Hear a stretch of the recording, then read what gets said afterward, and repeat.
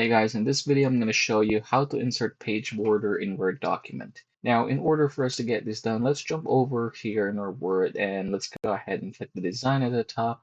Go ahead and click page border, and there it goes, box. So yeah, from this point forward, you have here different styles to choose from. I'm just going to go ahead and choose that one.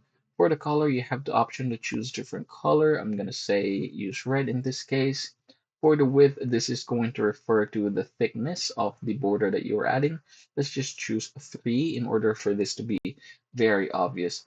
Now, another thing that we're going to do, another thing is we're going to go ahead and apply this to the entire document.